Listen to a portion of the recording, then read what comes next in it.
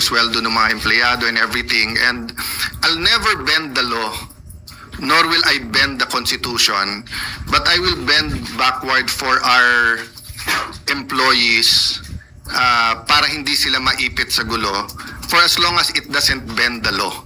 Diba? So kung internal rules or regulation that is not attached to law or it is not morally wrong, that's why I thought of my staff thought of the idea na pag pareho nakapirma para eventually pag nagkaroon ng decision, walang legal infirmity. And it will also prevent yung magfilean yung dalawang kampo ng usurpation.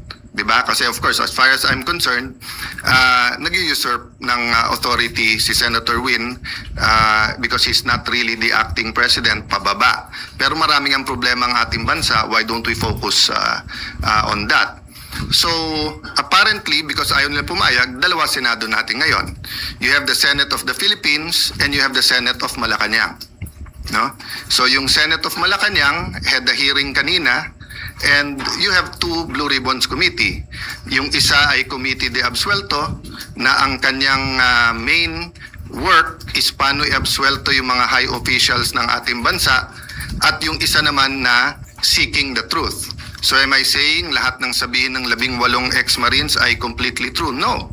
What I'm saying is nga, give them a chance. I heard they have other evidence, including videos. I heard that if they come out and there's full support na nararamdaman, may iba pang mga witnesses na may mga dokumento, may mga ebidensya na lalabas din.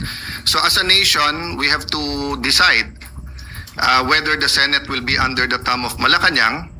And now that it is very clear to us that the biggest ever corruption scandal is the flood control scandal, if it's acceptable to us that we witnessed this morning the biggest cover-up committee hearing of our generation.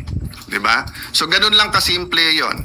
So in the same manner na nag-propose kami na parehong pipirma, I have not talked to Senator Marcoleta, so hindi ko alam kung papayag siyang dalawa silang chairman or whatever, but we have to find a solution that yung mga witnesses ay makakapunta ng malaya na protektado ng batas at independent yung Senate.